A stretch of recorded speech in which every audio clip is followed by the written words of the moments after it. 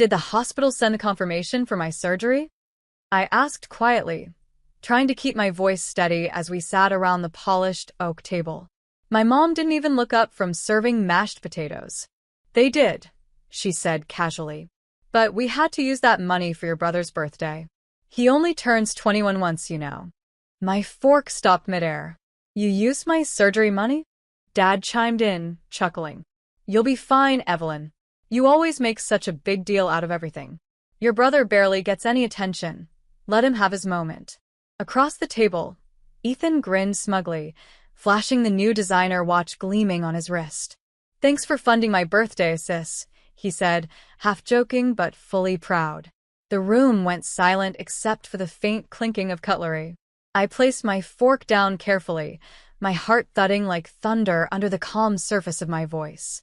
So, I said softly, I guess you still don't know who really needs the surgery. Dad frowned. What's that supposed to mean?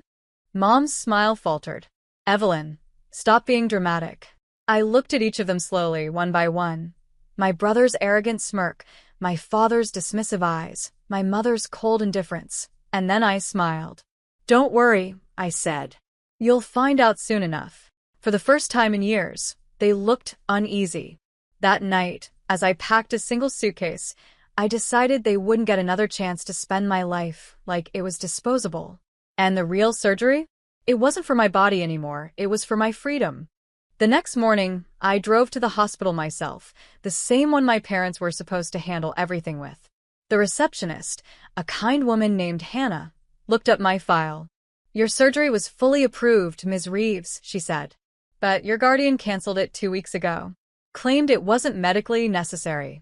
I froze. Guardian? I was 24. They didn't have that power anymore. Hannah frowned at her screen. Wait, someone submitted an old authorization form under your father's name. That's highly irregular. I exhaled slowly. Can I get a copy of that form? Within minutes, I was holding the evidence, my father's signature, forged beside mine. The ink was shaky, but not enough to draw suspicion. My hands trembled, but my voice was steady when I said, "Thank you." Outside in the parking lot, the sun felt different, not warm, but clarifying. I drove straight to my lawyer's office. Mr. Lane had handled my insurance paperwork before. When he saw the document, his expression darkened. This is fraud, Evelyn. Not just morally wrong, legally punishable. Good, I said quietly. Then we'll handle it legally. That evening, I emailed my parents the scanned copy of the forged signature, attaching the message. I think you should know what the hospital found today. I'll let you decide whether you want to fix it yourselves or let someone else fix it for you. By midnight, my phone buzzed nonstop. Missed calls. Apologies. Excuses. I didn't answer a single one. The real surgery was scheduled for next week, funded by a private foundation that didn't steal from me. And soon, I'd show my family what healing really looked like. A week after my surgery, I received a message in our family group chat, the same one they used to brag about Ethan's parties. Mom, Sunday dinner at 7. Family only. Let's talk. I stared at it for a long moment. Maybe they thought a single dinner could undo years of betrayal. Still, curiosity won. I showed up. The house was spotless, candles lit, like they were preparing for a guest who mattered. Dad smiled stiffly. Evelyn, you look good. Recovery suits you, Mom added, her voice too sweet to be real. Ethan, sitting across the table, avoided my eyes. Probably embarrassed. Probably still trying to figure out how I'd paid for everything on my own. Dinner started quiet, until Dad cleared his throat. Your mother and I made a mistake. We thought we were doing what was best for everyone. You used my medical fund for a birthday watch, I said calmly. That's not a mistake. That's a choice. Mom shifted uncomfortably. We were under pressure. Ethan needed validation. I interrupted. I hope that watch keeps his heart ticking, because mine almost didn't. Ethan looked up sharply. Eve, come on. I leaned back, folding my hands. I didn't come here for an apology. I came here to return something. I placed a sealed envelope on the table. Their eyes followed it nervously. What's that? Dad asked. The beginning of accountability, I said softly. They didn't know yet inside were legal notices. Fraud investigation. Forgery report. Hospital correspondence. And a single note that read, "This is what healing costs when you try to steal it." 3 days later, I was sitting in my office, the same firm where I'd built my career in medical administration, when my assistant buzzed in. "Evelyn, your parents are here. They said it's urgent." I smiled faintly. Perfect timing. They entered, faces pale, eyes darting around the marble-floored room like they didn't belong there. "Eve," Dad began, "the hospital called. They said someone reported us for document tampering. You wouldn't." I leaned back in my chair. "I didn't report you. The system did. The hospital's audit flagged the forgery automatically." Mom's voice cracked. "They said we could face charges." "How could you do this to your family?" "Family?" I repeated softly. "You used that word while spending my surgery fund on a watch. You risked my life for a party." Ethan muttered, "It was just money, Eve." I stood, sliding a stack of documents across the table, certified copies from the hospital, the insurance company, and my lawyer. "This is a record of everything you signed in my name. It's also what I sent to the board this morning. They'll decide whether you keep your positions in the hospital trust." Dad's face drained of color. "You wouldn't ruin your own family for this." I looked at him calmly. "You already did. I'm just finishing what you started." The door opened then. My company's legal counsel entered with a folder. "Ms. Reeves, the press statement's ready for your approval." My mother's lips parted in shock. "Press?" I smiled gently. "Transparency, Mom. You taught me to tell the truth, when it's convenient. I'm just doing it when it matters." 2 days later, the conference room was packed, journalists, hospital representatives, and investors. My parents sat stiffly in the second row, their expressions carved in panic. Ethan wasn't there. Apparently, he couldn't handle the stress. The microphones flashed as I stepped onto the podium. "Good morning. I'm Evelyn Reeves, Head of Operations for the Helios Medical Foundation. Today, I want to address a matter not of money, but of ethics." The cameras clicked. I could feel my parents' eyes burning into my back. "Last month," I continued, "someone canceled a life-saving surgery using falsified documents and redirected the patient's funds for personal use. That patient was me." A gasp rippled through the audience. I let the silence linger before continuing. "The hospital system's digital audit caught the forgery, proving that privilege without accountability breeds corruption, even within families." I paused, then turned slightly, meeting my father's eyes. "This isn't about vengeance. It's about the truth. Because silence only protects the guilty." The reporters exploded with questions. I answered calmly, naming no names, just showing the documents, the timeline, the signatures. The evidence spoke louder than accusation ever could.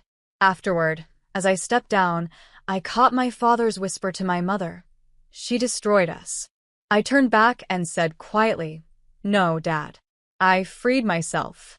The story went viral overnight. Commentators praised my composure, my courage.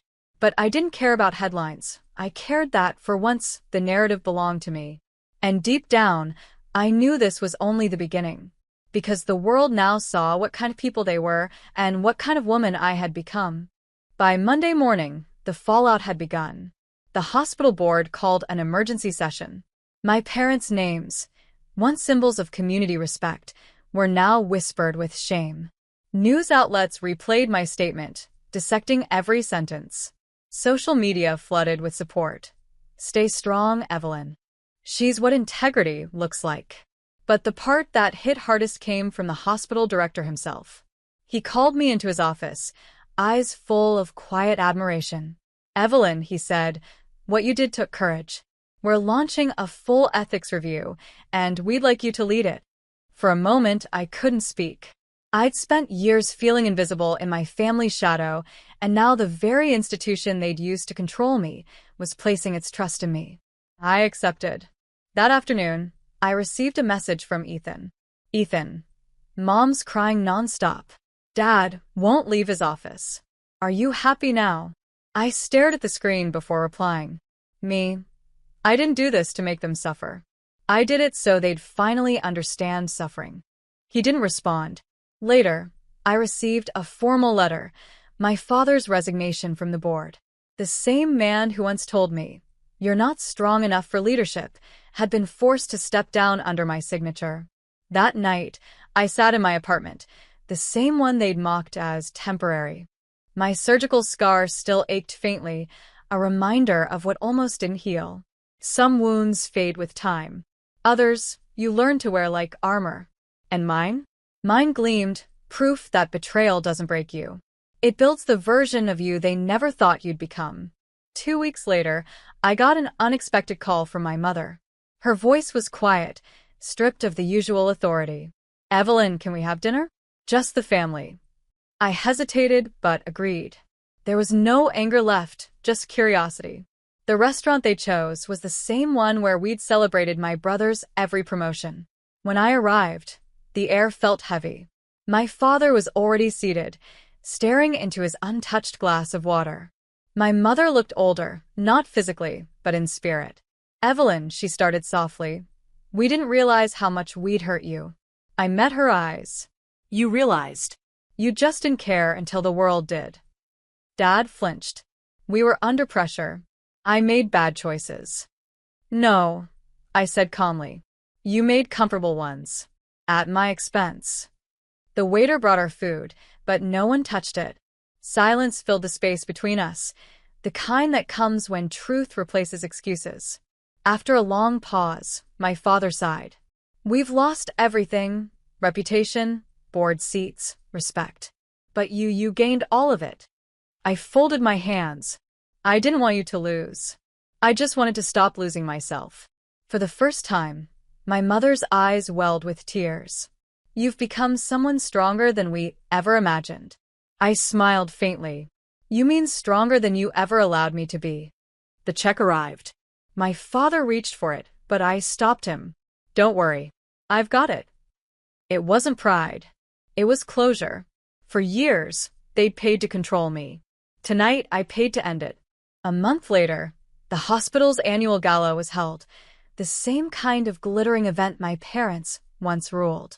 This time, I stood at the podium, not as a patient or a daughter, but as the newly appointed director of medical ethics and patient advocacy. Flashbulbs popped. The same reporters who'd once chased my father now turned their cameras toward me. My speech was short, deliberate. "Integrity," I said, "isn't inherited. It's proven when doing the right thing costs you everything." Applause filled the hall. I caught sight of my parents near the back, standing, clapping slowly. My mother's eyes glistened with something between pride and regret. My father looked smaller, but finally human. After the event, I stepped outside into the cool night air. The city lights reflected off the hospital windows like constellations, distant but clear. Julian, the hospital director who had believed in me from the start, joined me quietly. "You did it, Evelyn," he said softly. "You turned pain into purpose." I smiled faintly. It was never about revenge. It was about rewriting the ending. He nodded. "And you did, beautifully." Weeks later, I received a handwritten letter. It was from my father. No excuses this time, just 7 words. "You were always the strong one, Evelyn." I placed it in my desk drawer, beside my old surgical bracelet, the one that once labeled me dependent. Now I was anything but, because sometimes poetic justice isn't loud. It's quiet. It's calm. It's a woman standing on her own 2 feet, while the world finally watches her rise.